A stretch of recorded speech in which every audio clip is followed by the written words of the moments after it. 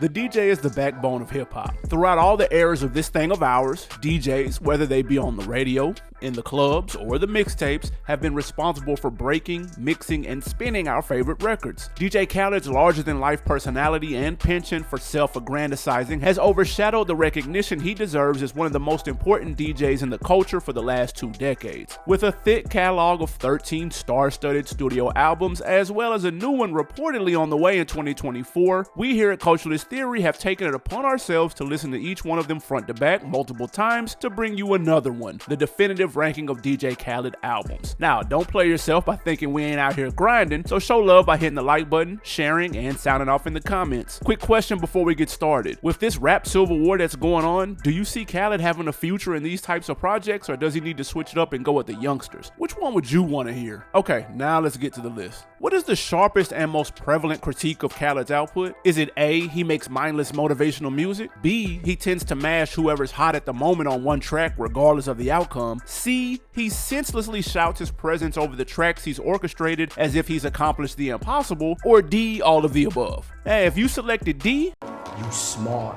Khaled's 4th LP, Victory, sums up his worst characteristics that still stigmatize his songs in the minds of many hip-hop heads today. If you're more familiar with Khaled's singles than albums, we don't blame you because sometimes the chart-topping records overshadow the albums that spawn them. This 2010 release is the one that contains the single synonymous with Khaled's name, All I Do Is Win. This bombastic, high-octane anthem has one of T-Pain's most memorable hooks, one of Ludacris's most fiery features, and serviceable verses from Rose and Snoop. But as big as this record is, when we tell the tale of rap through the 2010s in Khaled's career, it also ticks all the aforementioned boxes from his detractors. This was the 3rd single from a Koch Records release that somehow never reached #1 on any charts, yet crossed over to the point that soccer moms blasted during tailgates, and the first black president made it his entrance music during a DC soiree. How do you like my new entrance music? It's lost its edge the same way Coolio's Gangsta's Paradise has. The rest of the album is not much better due to its lack of talented MCs to carry the trap-heavy beats to victory. This record, more than any other from Khaled, features mostly local, unknown MCs from the 305, with the exceptions being Asahd, Pitbull, and Gunplay. We appreciate Khaled trying to put the crib on, but Rum needs a lot more development before he can claim to be, quote, bringing real rap back. There are a few notable features though. Drake makes his first appearance on a Khaled album on the first single, Fed Up. Nelly and Boosie gel well together on Bring the Money Out, a collaboration that's mismatched yet enjoyable. Big Southern rap impresario Bun B mops the floor with Soulja Boy and Birdman on Rockin' All My Chains. However, the only record worth rewinding is the Nas and John Legend collaboration on the title track. Over a lush beat from The Incredibles, Legend provides a powerful chorus while Nas paints a picture of black excellence the way only he can on Victory. It could have easily been a fitting addition to Life Is Good. Victory sold around 250,000 copies in 2010, but still hasn't reached gold or platinum status and only reached #14 on the Billboard 200. As beguiling as Khaled may appear on the cover of his 6th studio album, reminiscent of Drake's 2011 Take Care, there's nothing humble about telling others to kiss the ring. Upon release, it was Khaled's highest peak on Billboard up to that point, #4, and sold over 100,000 copies. 6 years earlier, Khaled had just got his foot in the mainstream's door. By this time in 2012, he had 2 platinum singles, 2 that went gold, sold over 1 million albums, became a household name, and hadn't even rapped a bar. He was feeling himself, and it reflected in the distastefully maximalist approach he took with the music here. The opener, Shout Out to the Real, features Meek Mill, Asahd, and Plies taking turns seeing who can scream at us the loudest. It's jarring when Future makes his debut in the Khaled verse with the raspy yell on the chorus Bitches and Bottles, while Lil Wayne and T.I. both try to make sense of the mayhem. Kanye even gets aggressively gangster on us with the Rick Ross assistant I Wish You Would. Yo, what's going on here? The tenor of this album seems to be like the gaudy diamond on Khaled's pinky on the artwork, needlessly monstrous to the point it's impractical. Khaled's annual projects at this time usually captured the zeitgeist, but he dialed up the early 2010 hip-hop aesthetic to intolerable amounts with the cheesy I'm So Blessed with Big Sean, Wiz Khalifa, Asahd, and T-Pain. The stuttering snares and booming bass paired with a mean Jada Kiss verse on I Did It For My Dogs can't save it, and neither does the clean 16 from lyricist Wale on Don't Pay pay for it. It's not even worth naming who's on I Don't See 'Em because we don't want to hear them. The only saving graces here are the single Take It to the Head, which glides with grace and groove, the miraculous Big Crit, Kendrick Lamar and J. Cole collab They Ready, which is a glimpse at the greatest supergroup that never was, hip hop, where Scarface, Nas, and Jada diss everything this album stands for, and the sentimental wailing from Jamaican legend Mavado on Suicidal Thoughts. Also, Khaled's only 16 bars on record, where he declares himself the mastermind from Palestine, on outro is pretty entertaining. A rare peek at Khaled doing something authentic on this album. Look, we here at CT are not anti-loud trap and club bangers, which is what Kiss the Ring essentially is, but it does without any heart or soul, and that's the problem.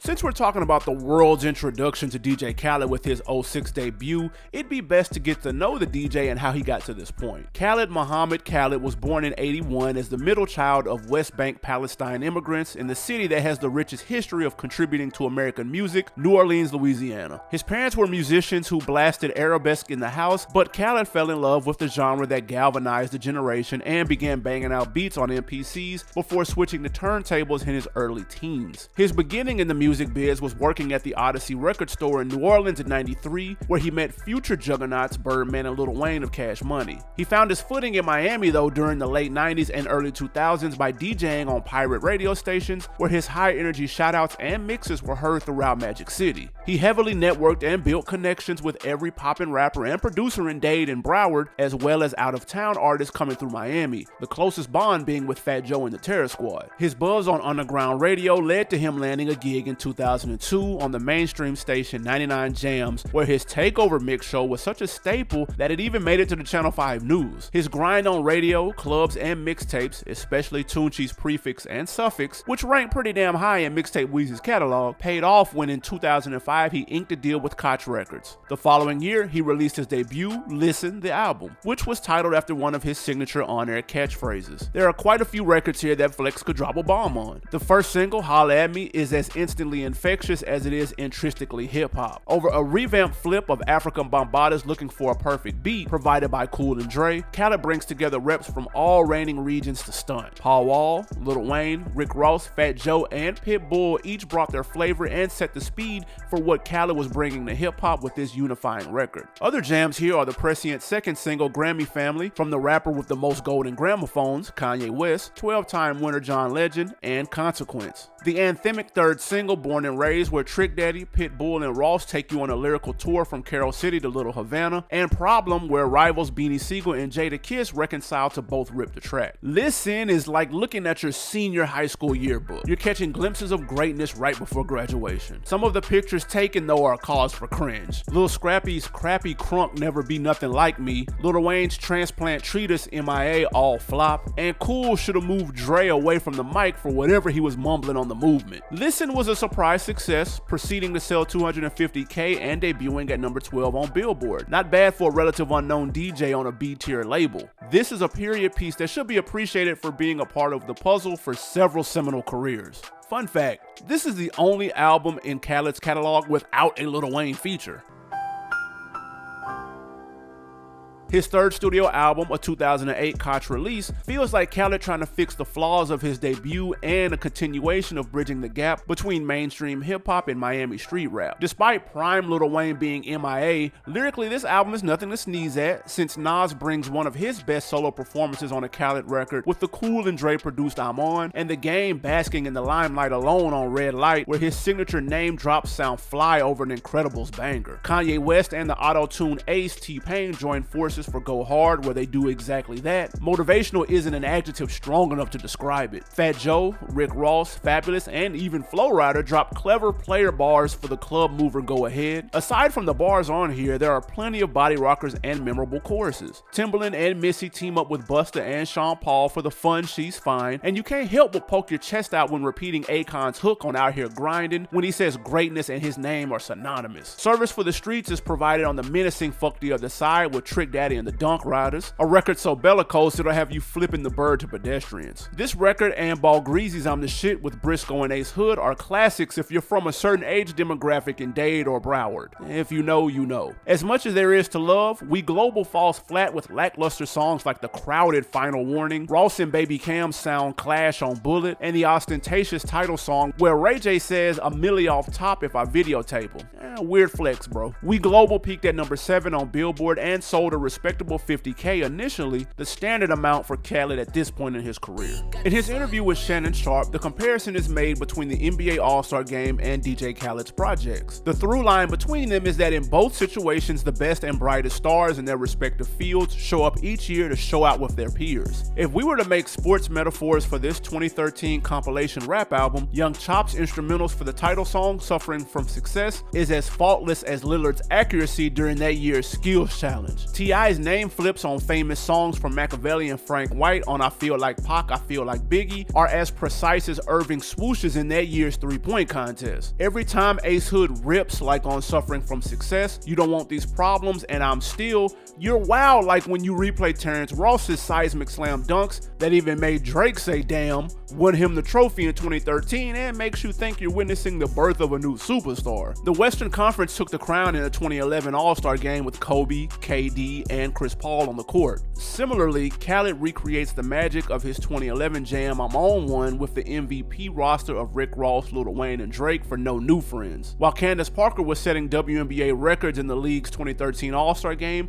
Nicki Minaj was delivering fire verses on I Wanna Be With You and Give It All to Me that racked up points on her stats. Suffering From Success is an entertaining exhibit with a lot of flash and brief moments of introspection, namely on Never Surrender, where Scarface's verse demonstrates why he's revered as a GOAT. Jada shows why he stuck around and why Meek deserved Rookie of the Year. Boz comes out of the G League to handle the rock in the limelight with J. Cole on Hell's Kitchen, worthy of a SportsCenter replay. Rumor has it Khaled titled this album Suffering From Success because his incessant work schedule caused him to have a patch in his beard. His doctor told him to chill, but Khaled just balled harder. Suffering From Success is the culmination of a lot of effort, obviously because it bleeds more soul than its predecessor Kiss the Ring, despite some less than stellar moments like No Motive and Blackball. His 7th album didn't sell that well, although it did debut in the top 10 on Billboard 200, reaching number 7. If Khaled albums can be compared to All-Star Weekend, then they can also be likened to the URL. Smack's MC League is widely regarded as containing the premier talent of battle rappers. One could argue that the golden age of battle rap that ran from the mid-2000s through the 2010s is over. The interchangeable Mount Rushmore of names like Charlie Clips, Loaded Lux, Hollow the Don, Hitman Holla, and Murder Mook have all pretty much gone toe-to-toe against each other with numerous legendary moments. So what does Smack do when his old stars are slowly fading? Breathe new life in it with New Jersey Twerk, Chess, Geechee Gotti, Fonz, etc. Khaled delivered 12 albums before 2022's God Did, primarily with a rotating A-list roster consisting of Lil Wayne, Rick Ross, Jadakiss, T.I., Jeezy, Future, and more. While many of their names still hold weight, Khaled took the Smack approach on God Did by letting the rappers from the PGs on the Summer Madness stage. Big Time, Keep Going, Fam Good, We Good, Bills Paid, It Ain't Safe, Let's Pray, and Staying Alive are all dominated by the young bloods like Lil Baby, Gunna, Roddy Ricch, Travis Scott, Nardo Wick, Don Toliver, and the City Girls. Is this a good thing? It depends on preference. If you're of the ilk to think that the new kids are indistinguishable from each other, you'll deride it. If you're a fan of the direction the next generation is taking the genre, you'll appreciate it. We at CT are in the middle, but we can appreciate good music regardless of origin. However, what makes this album rank higher than the prior on this list largely falls on the shoulders of Jay-Z. Delivering a sermon-length soliloquy reading from the unabridged Book of Hove on the 3rd verse of the title song God Did, Marcy's Mayor chalks quotables and double entendres over the lavish beat from Street Runner. Like a knockout 3rd round from Charlie Clips, this verse deserves several Don DeMarco and shit like that drops. Following the behemoth of a song comes the Eminem and Kanye collab Use This Gospel remix, where Marshall professes his faith in the Lord, something unprecedented in his illustrious career when you analyze his lyrics. There's a bittersweet moment when the jovial Juice WRLD Did comes on that makes you cherish his young life as he proclaims "We the best" with youthful enthusiasm. God forbid Khaled changes course if this is the direction he's going with for future releases, because God Did shows a lot of promise that can lead a new flock of flourishing MCs to the promised land like Moses. According to Khaled, retelling his journey on Drink Champs, after delivering 4 successful albums to Koch, he tried to renegotiate his deal to get a bigger bag. After those discussions fell through, he took his talents to YMCMB to deliver his 5th studio album, We the Best Forever, in 2011. The spiritual successor to his seminal second album, We the Best, this album contains many records deserving of a download. For example, the opener, I'm On One, has Champagne Papi delivering an Instagram caption-ready hook and a quotable verse that defines his style, Rick Ross grunting in between grimy bars, and Wheezy as a laid-back lyricist over a hypnotic T- beat. Welcome to My Hood, including the remix, closely captures the energy of its predecessor, I'm So Hood, with T-Pain returning to drop an anthemic chorus and everyone from Plies, Bun B, Twista, and Fat Joe rapping at their apex. Jada, Fabulous, and Mary J pay tribute to the Biggie Smalls by turning B.I.G. interlude into a complete song that jammed so well it would have made Chris Wallace proud. Deep album cuts like Sleep When I'm Gone with The Game, CeeLo and Busta Rhymes, and Future with Ace, Meek, Vado, Wale, and Big Sean are lyrically dense and will screw your face up. Missteps here are few. A Million Lights is an overly pop record that features the Young Money B-string roster like Mac Man and Jay Mills. Can't Stop is only saved by the powerful Boy Wonder beat and T-Pain hook because Baby gets the whole record to himself. And Bottles and Rockin' Jays shows us why Game needed 50 to write some of his earlier choruses. We the Best Forever reached number 5 on Billboard, mostly propelled by the gold single I'm On One, and sold a little over 50,000 copies its first week. Double albums don't have that great of a track record in hip-hop. Sure, there are a few examples of extended LPs being above par, but usually they meander because the onus is on one rapper to capture our attention much longer than usual. How does this attempt at a double disc play out on a Khaled album? In theory, he could have a different artist assortment on every track. Well, 2017's Grateful, his 10th album, is the answer. Clocking in at 87 minutes long with 22 songs, the law of averages tells us that there is certainly some heat on here. Big hits like Rihanna and Bryson Tiller's Wild Thoughts, the Justin Bieber, Quavo, Wheezy, and Chance collab I'm the One, and the Carter Shining are all infectious, catchy, first-rate records that certify Khaled's ear for what'll move the masses. For the hip-hop purists, you get King Push and Jada Kiss spitting that straight drop on Good Man, and Fat Joe with Raekwon giving you goosebumps over a revamped version of Jay-Z's a week ago on the track Billy Ocean. Staying true to the trap, Khaled brings out all 3 Migos for a new Get Money anthem, Major Bag Alert, as well as putting Kodak, Guwap, and Rick Ross together on the Jackboy theme song Pull a Caper. One of the songs buried in the track list that pleasantly surprises is the amazing Alicia Keys and Nicki Minaj collab Nobody, where Alicia soulfully sings a stadium-stomping hook, and Harajuku Barbie shows there's depth under the plastic she normally presents. Another one is Movado's solo Unchanging Love, where the rich reggae rhythms paired with his melodies make you feel like you're on the best beach in Montego Bay. We're grateful for those records, but just because you can get Nas and Travis Scott on a track doesn't mean it should be secured, Khaled. We know Future is a reliable contributor whose throw everything against the wall approach to music has made him millions, but his parts on Iced Out My Arms, Down for Life, and The Range Rover Came with Steps could have been drafts, references, or just plain scrap. We can tell Khaled was trying to go all out in celebration of the birth of his first son, Asahd, in 2016, who graces the cover of this album, thus he was trying to cover all bases, appealing to as many as possible.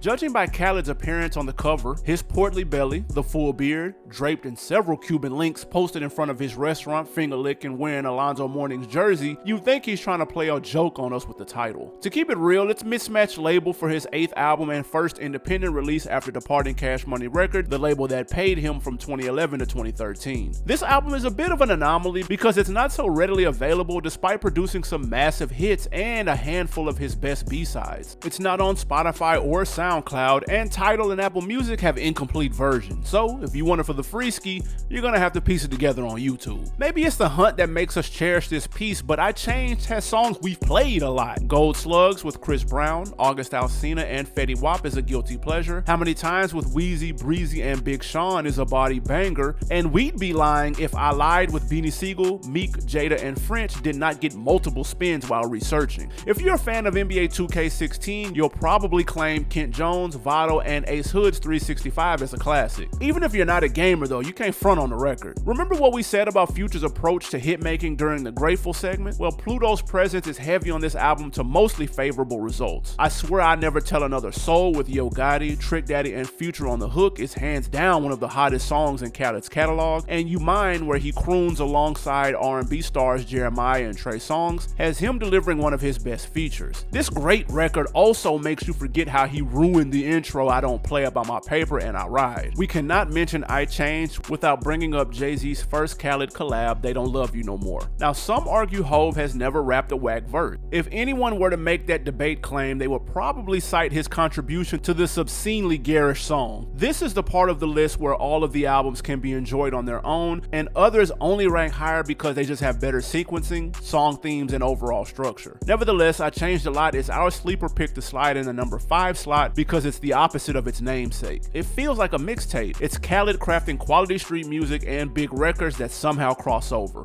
Khaled made his debut during an era of rap when loud, booming trap rap was in vogue, and the transition to the blurred lines between singing and rapping was slowly happening with the use of auto-tune. Khaled capitalized on that by cranking up the craziness, creating anthems that were both bold and broad. But by the mid-2010s, with the rise of Drake and the resurgence of lyricism, rap had reinvented itself so much that it's almost unrecognizable from 2006, the year Khaled entered the game. 2016's Major Key, his 9th effort, shows that Khaled can tone down the excesses that cracked the door open for him while maintaining his essence. Major Key rolls. Hov drops gems and coins a term that has yet to be widely adopted, cloth talk, with Future on the hypnotic hype opener I Got the Keys. Nas' album Done was one of the nicest flips of Fuji La, while Nas glides over the beat so well it's heartbreaking we waited 2 years after this proclamation only to get the Nasir album. Big Sean and Kendrick put their simmering feud aside to partner with the legendary singer Betty Wright for the bombastic Holy Key before Cole brings us down to earth with Jermaine's Interlude, a record as real as Eminem's Rock Bottom. For the ladies, Khaled samples Lil Jon's classic Lover and Friends for Do You Mind with Miss Minaj, Chris Breezy, and Jada Pinkett's Lover Friend August Alsina, amongst others. It rivals the original. Deep album cuts we think are hidden gems are Pick These Hoes Apart, where Jeezy and Kodak prove they have great chemistry, and the massive posse cut Don't Ever Play Yourself, where Jada, Busta, Fab, and Kent Jones spit like they're battling in a cypher. This 14-track album clocks in at less than an hour,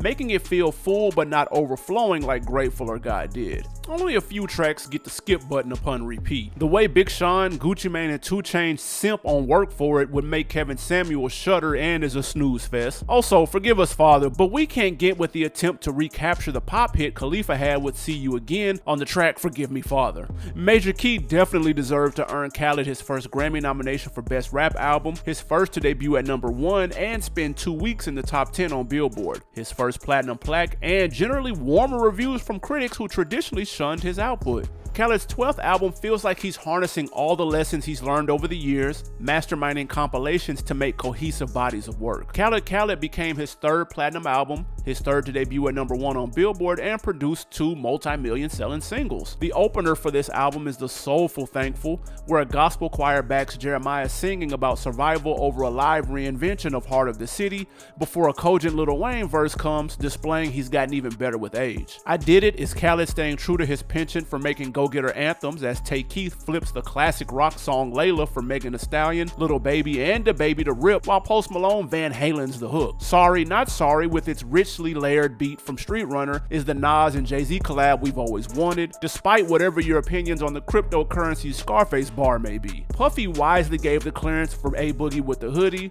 Big Sean, and Rose to breathe new life into Biggie's Long Kiss Goodnight for the terrific This Is My Year, another Street Runner win. Popstar has Drake cleverly playing with the claim he should have been signed to Scooter Braun before Mos Def even tried to play his rap god status. Then an actual pop star, Justin Timberlake, sings a sentimental song about being true to self on Just Be that flips Ghostface Killer's All I Got Is You. Needless to say, Street Runner was working miracles on Khaled Khaled. Want another one? Check out Meek Mill killing a new and improved version of Bean's classic Feeling in the Air with Bryson Tiller and Her. Finally, as subtle and simple Grease might sound, Drake delivers a delicate example of why his KISS Keep it simple, stupid. Method has been successful as he says a lot with very little. The album flows from top to bottom fairly well, but there are some dull moments or records that can get skipped upon replay. We wish Cardi went back in the booth to touch up Big Paper, because even though she's talking their shit, it sounds a bit rushed. 21 Savage and Bieber should have let the opportunity go when Khaled gave them a call to collaborate on Let It Go,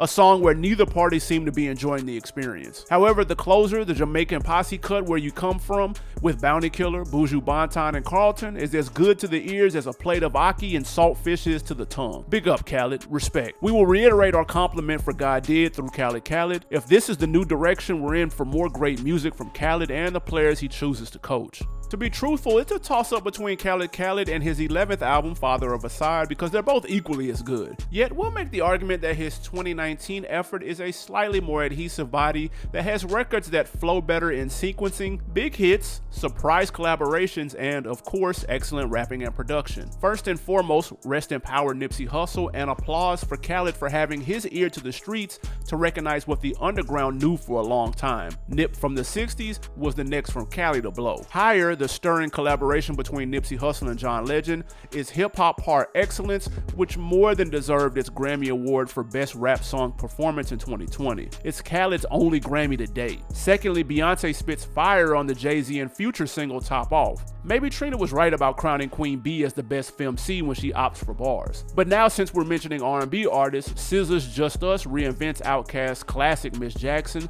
to create a catchy tune, and Jodeci's Freakin' You gets touched up by Lil Wayne and Gunna to make an even raunchier version of this bedroom banger. Looking for high-level rapping though? Check out Nas and CeeLo's Magnificent Won't Take My Soul, Big Sean's Stream of Thought on Thank You, and Meek Mill and Lil Baby tearing it up on Weather the Storm. Now, you may not be a Justin Bieber fan or just not want him while you're bumping a rap album, but you gotta admit, No Brainer and Jealous are earworms. Those at least get canceled out by the Jeezy and Ross collab Big Boy Talk, where the OGs drop Earn Your Leisure lyricism, and Cardi and 21's hardcore bop Wish Wish. Khaled doesn't forget his sound killer roots by closing the project with a riveting reggae rhythm, Holy Ground, provided by Buju Banton. Say what you will about Khaled's temper tantrum that Tyler's Igor made Father of Asahd come in second place upon debut, but when you hear that he put his foot in it to bring us one of his more retentive releases, you'll understand why he was mad. Hey, nevertheless, Father of Asahd earned him his 3rd platinum plaque for an album, plus spawned 5 million selling singles and one that went gold. Great hip-hop can do something very genres can: make you feel invincible. It can make you feel proud of where you're from, what you've been through, and put the battery in your back to conquer the world. Finding the silver lining out of the most dire of circumstances shows the genius of the genre that gathers us here. Knowing that you're from the ghetto, yet still dare to walk around like you got an S on your chest to proclaim we taking over, is as bold as 5%ers stating the black man is God. DJ Khaled's 2007 sophomore LP is titled an equally daring declaration, We the Best, the only slogan that he has consistently chanted throughout his career while others fell by the wayside. This all-inclusive yet selfless affirmation is proven on every single track of this 13-song piece. Every rapper delivers. Every producer brings their A game. Every record feels unique. Opening the album is Khaled speaking determinedly over orchestral strings before Ross spits a solid 16 with the raspy, husky voice he used early in his career. After Miami's own K-Fox set the scene with the movement skit, We Taking Over drops, the Danger-produced anthem that features stellar verses from T.I., Rose, and Fat Joe, before Birdman unleashes Jr., who is hungry to devour beats and rappers. Akon's hypnotic hook is hard to top until Dre belts out his favorite carrier for illicit funds, Brown Paper Bags. Jeezy thanks God for the days and nights, but most importantly the white, then Jewels, Ross, and Fat Joe all equally give praise, but Weezy once again steals the show, jumping in the booth and changing like Clark Kent. Hip-hop will forever be plagued by those who don't understand it, namely conservative commentators like Candace Owens, as promoting a ghetto culture detrimental to people. Instead of engaging in those bad faith arguments, the best responses are the anthems on here, I'm So Hood and I'm From the Ghetto, records that are heads and tails of the same coin. The Runners produced I'm So Hood is as defiant as it is unabashedly celebratory of the people who have survived America's systemic racial oppression. I'm From the Ghetto, with its uplifting chorus from John Legend and gospel-inspired beat from Cool and Dre, encourages those in poverty to keep their head up but not forget where they come from. While this album is dominated mostly by Southern MCs, every region of the US is represented. Beanie Sigel exemplifies that Philly grit on his solo song Before the Solution. Crazy, Wish, and Lazy Bone melodically spit chopper style on the original originators, and Ja Rule, Fat Joe, and Jadakiss make a sequel for their Big Apple anthem New York before Khaled shouts out every NYC DJ from K-Slay to Red Alert. Bringing together so many big egos in hip-hop is no small feat to sneeze at. Throughout this album that has so many artists, there's not one sneak diss, a sign of animosity, or negative energy. This is Khaled's best album because it can be played top to bottom without a skip. It bridges the elusive gap between the new school and old school during a transitory period of hip-hop, and there are reps from all the rap regions. Khaled demonstrated with this one, which debuted at number 8 on Billboard, selling around 80,000 its first week, that there was no sophomore slump. He was here to stay, and when hip-hop unifies, we can proclaim in unison, we the best. This is the first DJ we've covered on our channel, but we look forward to tackling more. Until then, check out our list of a rapper that has appeared on almost all of Khaled's albums, Jadakiss. After that, peep the list for the MC that first co-signed Khaled, Fat Joe. Until the next time, I'm CJ Williams. I'm out.